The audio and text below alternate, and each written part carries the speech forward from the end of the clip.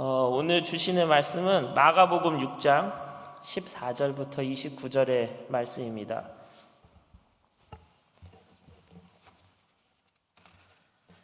마가복음 6장 14절부터 29절의 말씀입니다.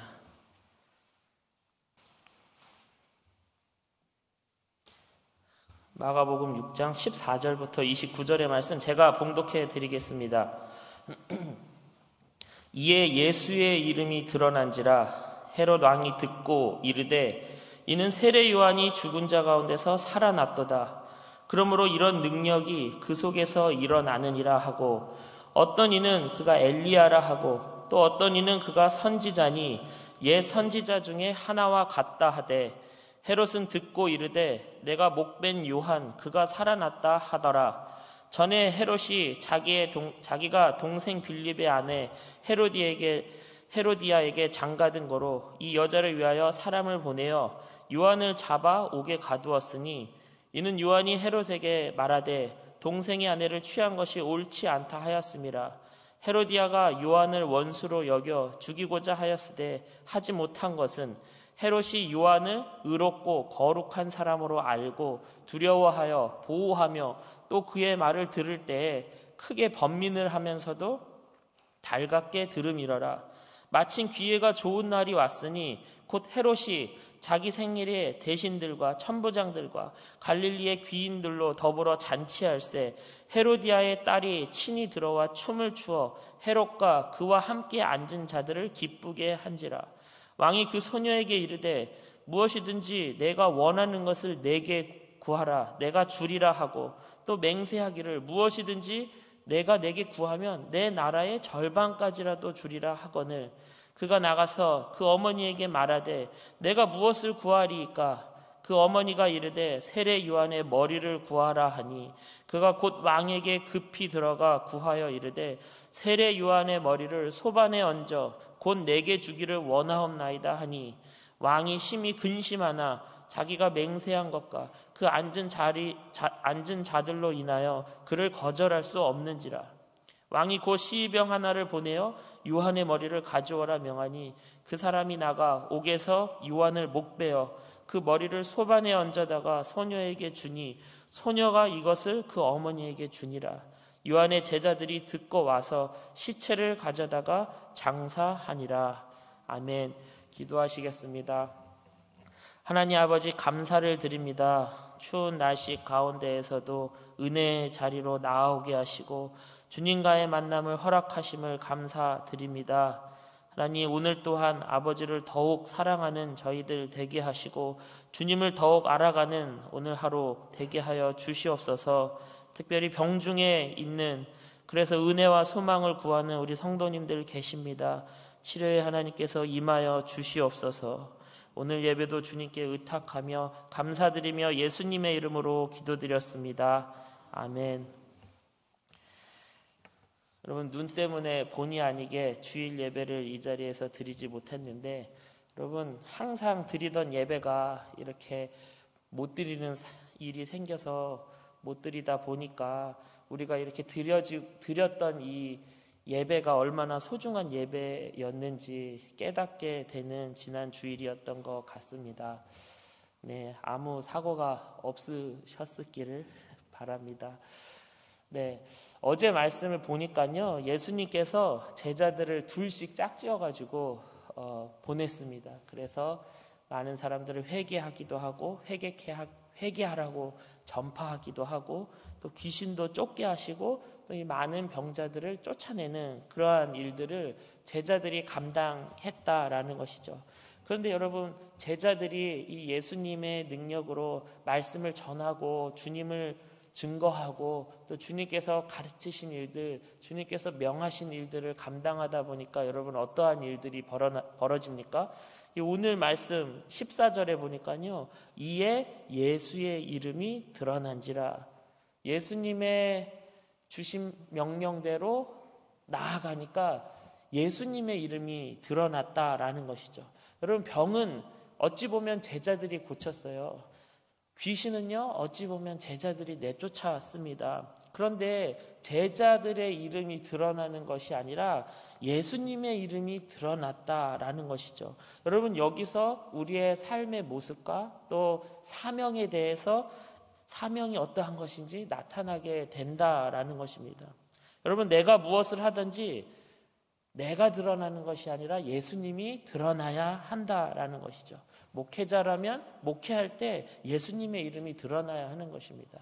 직분자라면 그 직분의 일을 감당할 때 예수님의 이름이 드러나야 한다라는 것이죠.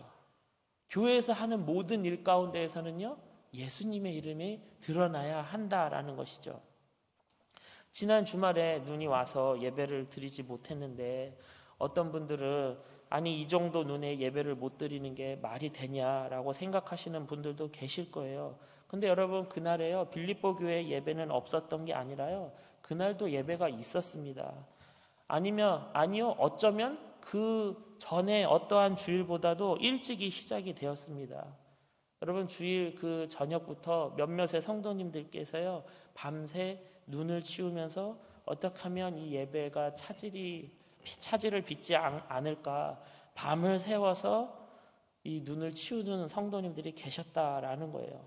근데 치워도 시간은 가까워서 새벽이 되는데 눈은 계속해서 그치지 않고, 또 레이스로드가 눈 올 때마다 막 사고 엄청 많잖아요. 내려가다가 차 이렇게 하고, 그래서 아예 길이 통제가 되고 어쩔 수 없이 예배를 드리지 못하게 된 것이죠. 여러분, 비록 우리의 공예배는 못 드렸지만 저는 집에 들어가지 못하고 눈을 치운 그분들에게는요, 여러분, 그것이 예배였습니다. 그것이 우리 빌립보 교회 예배였다라는 것이죠. 이분들이 우리를 대표해서 이곳에서 예배를 드린 것입니다. 여러분, 예수님을 드러낸 것이죠. 여러분, 교회 일만 그렇습니까? 자녀를 양육하는 것도요, 사업체에 나가서 일을 하는 것도요, 모든 것이 동일합니다. 그것이 다 하나님께서 주신 사명이거든요. 여러분, 그렇다면 그 일을 통해서 예수 그리스도가 드러나야 된다라는 것입니다. 여러분, 그것이 예수님을 따르는 삶입니다. 아무리 좋은 일을 하고 아무리 선한 일을 하여도 예수님이 드러나지 않는다면 여러분, 그것은 잘못된 열심이 될 수밖에 없다라는 것이죠. 여러분, 물론 빌립보 교회의 이름이 드러나는 것이 좋습니다. 가치가 있습니다. 그런 가치가 있어요. 물론 나의 이름이 드러나는 것이 기분 좋을 때가 있다라는 것이죠. 여러분, 하지만 더 가치 있고 더 좋은 일은 예수님의 이름이 드러날 때 더 가치가 있는 것이고, 아니 조금 그냥 가치가 더 있는 것이 아니라 비할 수 없는 가치가 그것에 있다라는 거예요. 비할 수 없는 기쁨이 그것에 있다라는 것이죠. 저는요, 한때요, 고백하자면 빌립보 교회 하면은 한어중고등부가 좀 떠올랐으면 좋겠다라는 생각을 한 적이 있어요. 이 한어권 중고등부가 이렇게 오래가는 교회가 별로 없거든요. 큰 교회들도 한어권 중고등부가 생겼다가 그냥 흐지부지 없어지는 교회를 너무도 많이 봐왔거든요. 그래서 빌립보 교회 하면 하나중고등부 사역이 잘 되고 있구나라는 소리가 너무나 듣고 싶었어요. 그래서 실제로 들은 적도 있어요. 여러분, 유스코스타 하면요, 미국 전역에서 학생들이 모이는데요, 빌립보 한어권 아이들이 전체 인원의 10% 이상을 넘고 그래요. 단일교회로는 제일 많이 참석하는 것이죠. 그래서 코스타 간사님이 빌립보 교회 아이들 아니면 우리 코스타 어떻게 하냐고, 이러한 유스코스타 못한다고 이러한 말도 했었어요. 저는 그 말을 들을 때마다 겸손한 척 하면서 아니라고 겸손한 척 얘기했지만 그 말이 듣기 좋더라고요.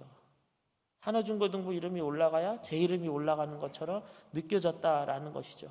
여러분, 근데 그게 아니더라고요.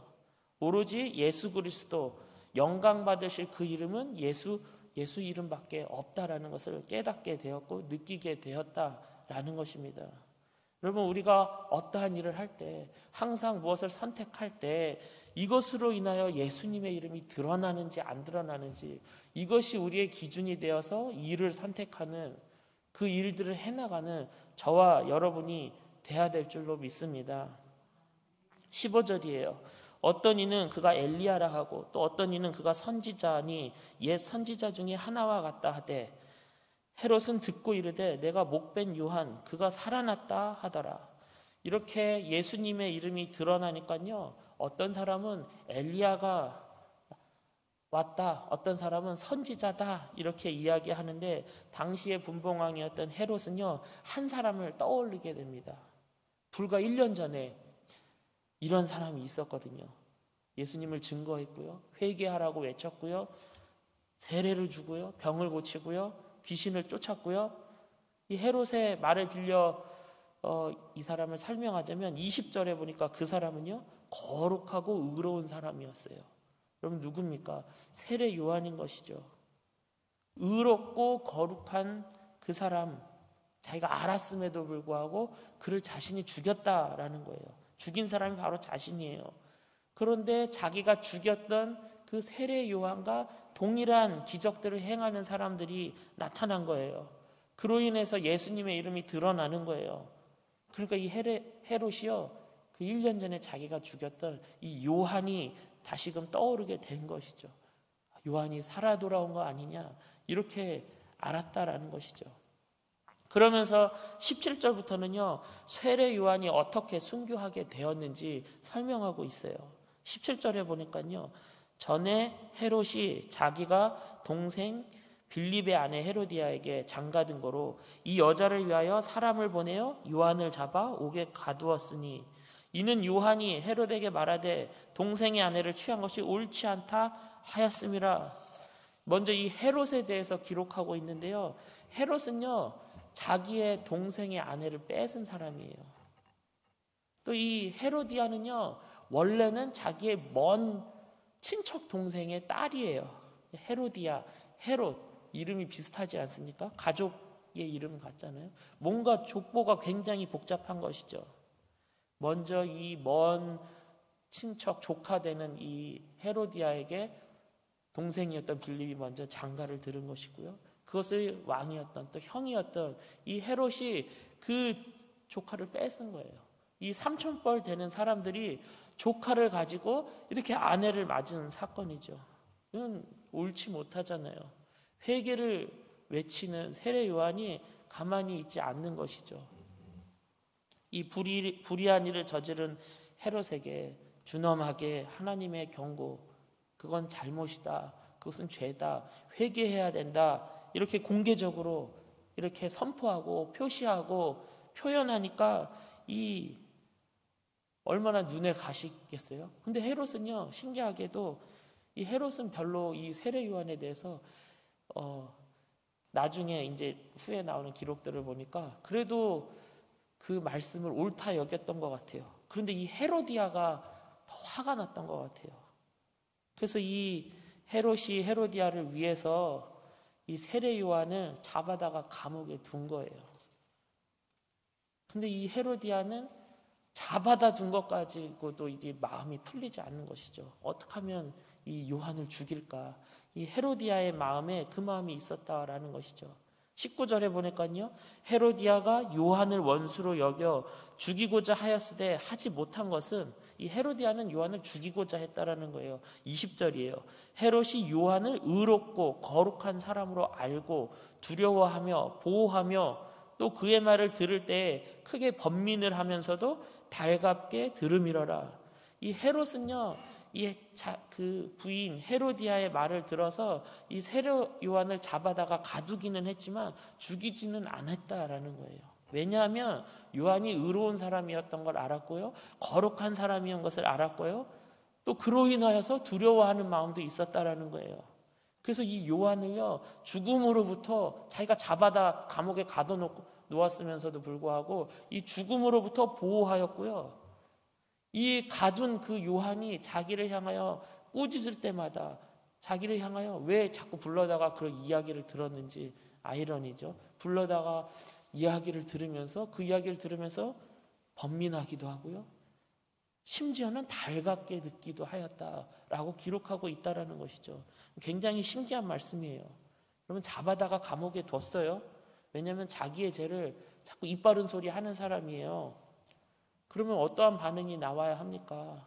그거에 듣고서 깨달아서 그 사람 풀어주든지, 아니면 자기에 대해서 비난하고 이빠른 소리를 하니까 감옥에 가둬놓고 다시는 얼굴을 보지 않던가, 아니면 더 하면은 죽여버리던가, 이렇게 해야 되는데, 헤롯은 이 사람이 의로웠던 것도 알고 그 자기를 향해 하는 그 말이 다 옳다 여김도 깨달으면서도 불구하고, 그로 인하여서 번민도 하였으면서, 그로 인하여서 또 그것이 다 맞다 달갑게 들으면서도 불구하고 요한을 가둬놓고 풀어주지 않는 것이죠. 왜 그렇습니까? 여자 때문에 그런 거죠. 여자 때문에. 근데 여러분, 이러한 일들이 요새도 굉장히 많이 일어납니다. 어디요? 누가요?가 아니라요, 우리 안에 이러한 일들이 비일비재하게 일어나는 것이죠. 말씀을 듣습니다. 말씀을 봅니다. 말씀을 통해서 나를 비춰봅니다. 엄청난 번민이 있어요. 그 말씀 때문에, 진리의 말씀 때문에, 진리에 따라 살지 않는 내 모습을 비춰봤을 때 우리에게 엄청난 번민이 있다라는 거예요. 때로는 그 말씀이요, 달갑게 들어옵니다. 그리고 순종해야지, 아멘으로 순종해야지, 이러한 마음도 주게 된다라는 거예요. 그럼에도 불구하고 우리는 말씀대로 살지 않잖아요. 왜요? 여자 때문에요? 자녀 때문에요? 일 때문에요? 학업 때문에요? 성공 때문에요? 돈 때문에요? 무엇 때문에요? 우리는 하나님의 음성을 듣고도 그 음성으로 번민하고 달갑게 때로는 받아들이고, 그래서 아멘으로 순종해야지라고 결단도 하면서 내가 놓지 못하는 어떠한 것 때문에 우리는 그냥 그렇게 행하지 못하고 그냥 듣기만 하는 채로 헤롯처럼 살아갈 때가 너무나도 많다라는 것이죠. 머리로는 은혜를 받습니다. 머리로는 나는 왜 이렇게 살지 못할까 깨닫습니다. 하지만 전혀 우리의 삶은 변하지 않을 때가 많다라는 것이죠. 여러분, 헤롯은요, 요한을 풀어줄 힘도 있었어요. 잡아 죽일 힘도 있었고요, 풀어줄 힘도 있었던 사람이에요. 이 사람은 의롭고 거룩한 사람이야, 죄 없어 하고 풀어줄 수 있었다라는 거예요. 권한이 없었던 사람이 아니에요. 하지만 여자 때문에, 자기가 매여있는 어떠한 것 때문에 그렇지 못했다라는 것이죠. 그럼 우리도 마찬가지예요. 하나님께서 말씀을 주십니까? 우리는 순종할 수 있어요. 순종할 믿음을 우리에게 이미 주셨다라는 것이죠. 그럼에도 불구하고 나를 올가매고 있는 그 어떠한 것 때문에 순종하지 않을 때가 너무도 많다라는 것이죠. 무엇입니까?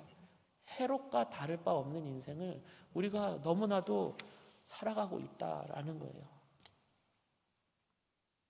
감옥에 잡아두면서도 죽이지 않고 보호하고 있는 이 헤롯의 모습을 보면서 우리가 말씀을, 아니면 성령님을 우리 마음에 어느 한켠에 꼭꼭 가둬놓은 거 아닌가라는 생각을 하게 되는 것이죠. 하나님의 뜻을 인정하면서도, 입으로는 아멘 하면서도, 하지만 순종하지 않고 살아가는 나의 모습이 보이더라는 것이죠. 여러분, 근데 계속해서 그렇게 살아가면 어떠한 일들이 벌어집니까? 여러분, 이렇게 살아가면요, 결코 그냥 그렇게 사다가 그냥 끝나는 게 아니에요. 말씀을 그래도 마음속으로는 깨달았으니, 순종했으니 잘하였구나, 이렇게 끝나지 않는다라는 것이죠. 뭔가 일이 터지기 마련이에요. 21절이에요.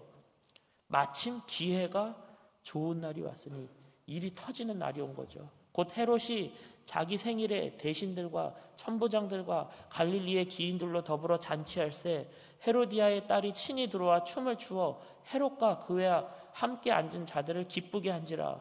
왕이 그 소녀에게 이르되 무엇이든지 내가 원하는 것을 내게 구하라, 내게 주리라 하고. 어떻게 일이 터집니까? 이 헤롯이 자기 생일이 되어가지고요, 귀인들을 다 불러 모아놓고 파티를 하는데 헤로디아의 딸이 친히 들어와. 이게 무슨 말입니까? 친히 들어왔다라는 건요, 굳이 안 들어와도 되는데 들어왔다라는 거예요. 헤로디아가 자기 딸을 굳이 들여보냈다라는 것이죠. 그래서 춤을 추게 했대요. 그냥 어린아이가 아빠 생일이라고 귀여운 율동 정도 한 게 아니에요, 여러분. 그냥 뭐 전통무용 한 게 아니에요. 헤롯은 엄청 음란한 사람이에요. 자기 동생의 아내를 뺏은 사람이에요. 그리고 당시 문화가요, 이 왕의 생일에는요, 그냥 건전한 파티가 일어나는 것이 아니라 음란한 파티가 일어나는 것이죠. 거의 옷을 입지 않은 무희들이 나와서 춤을 추는 거예요. 선정적인 춤, 음란한 춤을 추는 것이죠. 그런데 그러한 무희들이 아니라 딸이 들어와 그러한 춤을 추고 있는데 헤롯이 기뻐하였다라고 기록하고 있어요. 여러분, 일반적인 아버지라면 사람 많은 곳에 자기 딸이 옷을 벗고 춤추는 거 누가 기뻐하겠습니까? 그런데 헤롯은 기뻐해요. 왜냐하면 자기 딸이 아니거든요. 자기 동생 빌립과 헤로디아의 사이에서 난 딸이거든요. 그래서 지금 헤롯의 딸이라고 기록하지 않고 헤로디아의 딸이라고 지금 기록하고 있는 거예요. 근데 이 헤롯이요, 이 헤로디아에게도 이 음란한 마음을 품고 있었어요. 이 의붓딸이죠, 의붓딸. 그래서 이 헤로디아가 그것을 알고 일부러 세례 요한을 죽일 찬스로 삼고 자기 딸을 그렇게 이용했다라는 것이죠. 여러분, 헤로디아도 굉장히 대단한 여자예요. 자기 딸을 위해서, 자기 뜻을 위해서 자기 딸을 그냥 그렇게 사용해 버리는 거예요. 그래서 구약에 이세벨이라는 악녀가 있다면 이 신약에서는 헤로디아를 꼽는 것이죠. 근데 그 엄마의 그 딸이에요. 이세벨의 딸 아달랴도 이 보통 얘기가 아니지 않습니까? 선자 요아스 빼고 왕의 가족들을 그냥 다 죽이는 여자였거든요. 근데 헤로디아 딸 살로메, 성경에는 살로메라고 이름 안 나오지만 이 요세푸스의 책에는 이 헤로디아의 딸 이름이 살로메라고 기록하고 있는데요. 이 살로메도 엄청난 여자예요. 이렇게 음란한 가운데 헤롯이 살로메에게 얘기하는 거죠. 너가 원하는 게 뭐냐? 이렇게 춤춰서 나를 기쁘게 했는데, 이 사람들을 기쁘게 했는데 원하는 게 뭐냐? 심지어 23절에 보니까요, 또 맹세하기를 무엇이든지 내가 내게 구하면 내 나라의 절반까지라도 주리라 하거든. 이 나라의 절반까지도 주겠다라고 얘기하는 거죠. 남자들은 이러한 허세가 있는 것 같아요. 무슨 하늘의 별을 따다 준다고 하고 가진 것도 없으면서 뭐 명품백을 골라보라고 하는 등 뭐 그러는 거죠. 그런데 지금 이 나라의 절반을 주겠다라는 이 말은 뭐냐면요, 너가 원하기만 하면 너를 엄마 치워버리고 너를 왕비로 삼을 수도 있어 라고 하는 얘기예요. 엄마 헤로디아의 자리까지 너에게 줄 수 있어 라고 이야기하는 거예요. 완전히 정신 나간 사람이죠. 완전히 미친 사람이에요. 지금 이 헤롯의 모습을 보면서 무엇을 봅니까? 육신의 소욕대로 반응하면서 움직이며 사는 사람을 우리가 보게 되는 것이죠. 하나님의 말씀에는 깨달으면서도 반응하지 않아요. 움직이지 않아요. 하지만 육신이 원하는 대로는 바로바로 반응하면서 살아가는 것이죠. 그러한 사람이 헤롯이다라는 거예요. 그래서 헤롯이 너 원하는 게 뭐니? 그랬더니 헤로디아하고 딸 살로메가 구하는 것이 무엇입니까? 24절이에요. 그가 나가서 그 어머니에게 말하되 내가 무엇을 구하리까? 그 어머니가 이르되 세례 요한의 머리를 구하라 하니, 그가 곧 왕에게 급히 들어가 구하여 이르되 세례 요한의 머리를 소반에 얹어 곧 내게 주기를 원하옵나이다 하니.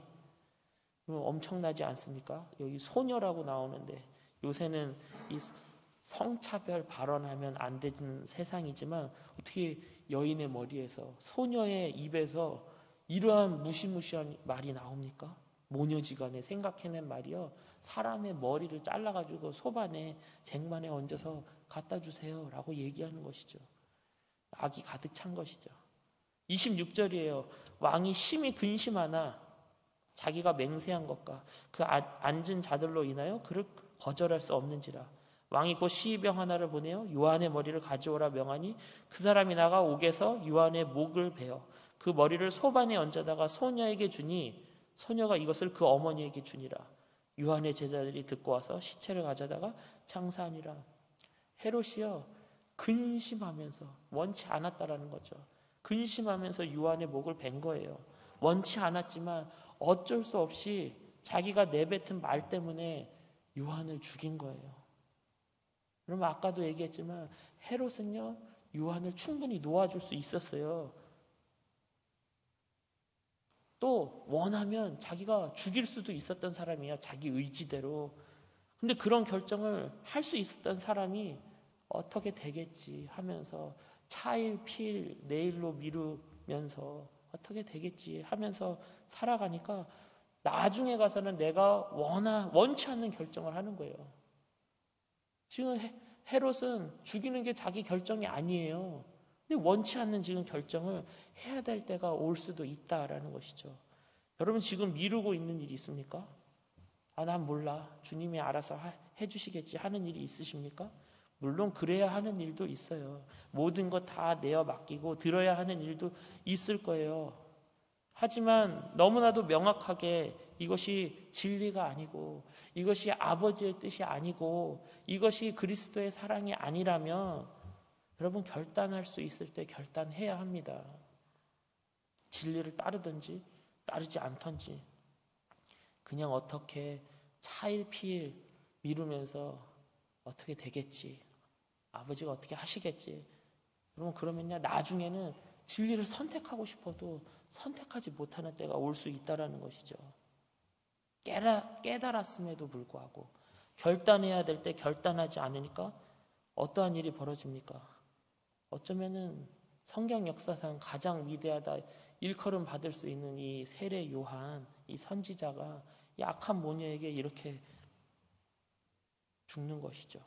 물론 이 또한 예수님의 십자가 사건을 예고한 것이고 또 하나님의 섭리 가운데 있었던 일이지만 그래도 헤롯이 깨닫게 하신 이의 그 깨달음대로 행했더라면 여러분 세례 요한이 예수님과 동시대에 살아가면서 또 예수님의 부활 이후에 얼마나 엄청난 일을 했을까 저희가 상상하게 되는 것이죠. 사랑하는 우리 빌립보 성도 여러분, 하나님께서 여러분에게 어떠한 일을 보여주십니까? 여러분 그 일이 예수님의 이름을 드러내는 일이라면 여러분 주저하지 마시고 순종하시기를 바랍니다. 헤롯처럼 어떻게 되겠지 이렇게 차일피일 미루다가는 누군가 하겠지 어떻게 되겠지 하다가는 순종의 선택을 하고 싶어도 할 수 없는 안타까운 순간이 올 수도 있다라는 것이죠. 그래서 오늘 하루도 세상에 나가서 살아가실 터인데 여러분 예수를 드러내면서 또 진리를 위해서 나아가는 그래서 결정하고 선택하고 또 아멘으로 순종하는 귀하고 복된 하루가 되시기를 간절히 축복합니다. 오늘 함께 나누고 싶은 기도 제목은요. 저희 청년부에 송인범 형제라는 친구가 있어요. 이 친구가 크론병이라는 희귀병이에요. 크론병이라는 병을 앓고 있는데 계속해서 고생을 하고 있었어요. 근데 이 무슨 병이냐면 소화, 식도서부터 위까지 염증이 자꾸 생겨서 그 염증을 때문에 약을 계속 먹어야 되는 병이에요. 근데 그 약을 먹으면 평생 먹으면 살아야 되죠. 근데 약이 3, 4년 먹으면 약이 듣지를 않아요. 그래서 새로운 약으로 바꿔야 되는데 이 새로운 약이 자기 몸에 맞을지 안 맞을지 그게 굉장히 어려운 일이에요. 그래서 지금 땡스기빙 이후로 이멀전시에 지금 3번 지금 실려갖고 또 근래에는 중환자실을 지금 왔다 갔다 중환자실에 들어갔다 일반 병실로 옮겼다가 또 다시금 중환자실에 들어갔다가 그저께 다시 또 일반 병실로 돌아왔는데 여러분들은 잘 모르시겠지만 이 형제를 위해서 이 가정을 위해서 기도해 주셨으면 좋겠습니다. 이 형제가 그런 말을 했어요. 제가 병문안 갔더니 왜 나한테 이러한 일을 주시는지 모르겠다고. 그래서 가슴이 아팠어요. 하나님의 뜻이 있다라고 제 입에서 안 나오더라고요. 그래서 우리 형제를 위해서 이 가정을 위해서 치유될 수 있게 그리고 새로 받아들이는 약이 잘 맞을 수 있도록 그리고 4주 후에 수술을 해야 할지 아니면 약으로만 될지 지금 그거를 알아보는 과정 가운데 있는데 수술을 안 하고 싶어 해요. 여러분 수술 안 받고 잘 치유될 수 있도록 여러분 이 형제를 위해서 기도해 주시기 바랍니다. 같이 기도하시겠습니다. 하나님 아버지 감사합니다. 하나님 인범 형제를 주님 앞에 올려드립니다. 하나님 그 아들이 왜 나에게 이러한 일이 일어나는지 모르겠다고 하나님을 원망하는 마음이 있습니다. 하나님 저도 잘 모릅니다. 하지만 제가 믿는 것은 하나님 우리가 잘 모르지만 그럼에도 불구하고 하나님은 신뢰할 수 있는 분이며, 그럼에도 불구하고 우리가 붙잡을 분은 하나님밖에 없다라는 것을 하나님 고백할 수밖에 없습니다. 하나님, 이 고백이 그 형제에게도 있게 하여 주시옵소서, 그 가정에게도 있게 하여 주시옵소서. 지금 힘든 시간을 보내고 있는데 하나님, 그 힘든 시간을 통하여서 아버지, 이 아들이 주님과 더욱더 깊이 만나며 또한 그 병도 깨끗하게 씻음받는, 치유받는 그러한 은혜의 시간, 소망의 시간이 되게 하여 주시옵소서. 하나님, 특별히 그 가정을 주님 앞에 올려드립니다. 병간호하느라 또 지치고 힘든 상태입니다. 하나님, 그 가정 가운데도 생명의 빛을 보내주시고 구원의 빛을 보내주시고 소망의 빛을 주셔서 하나님, 그 가정이 이 일을 통하여서 더욱더 주님 앞에 나아가는 귀한 가정 되게 하여 주시옵소서. 하나님, 이 가정을 주님 하나님 아버지, 감사를 드립니다. 오늘 예배를 통하여서 우리의 인생이 해롭과 같지 않기를 간절히 원합니다. 하나님의 말씀을 통하여 번민도 하고 달갑게도 여기며 때로는 아멘으로 순종하겠다고 다짐도 하지만 육신이 연약하여서, 아니 내 육신의 욕심이 강하여서 이러지 말아야지 하면서도 범죄하며 살아갈 때가 너무도 많습니다. 주님의 성령으로 우리를 인도하시고 우리를 이끄셔서 하나님, 육신의 소욕대로 살아가지 않게 하시고 말씀을 따라가며 살아가는 저희들 되게 하여 주시옵소서. 그리고 우리 인범 형제를 위해서 기도했습니다. 하나님, 이 형제의 마음 가운데 평안을 주시고 또 건강함을 주시고 또 소망을 주시고 또 생명의 빛을 허락하셔서 지금 이 힘든 시기를 잘 이겨내게 하시고, 지금 치료하고 있는 그 약과 모든 치료 방법들이 그 형제에게 잘 들어맞게 하셔서 정말로 수술하지 아니하고 건강하게 치유받는, 또 태어날 수 있는 그러한 일들이 있게 하여 주시옵소서. 이 모든 것 주님 앞에 올려드립니다. 감사드리며 예수님의 이름으로 기도드렸습니다. 아멘.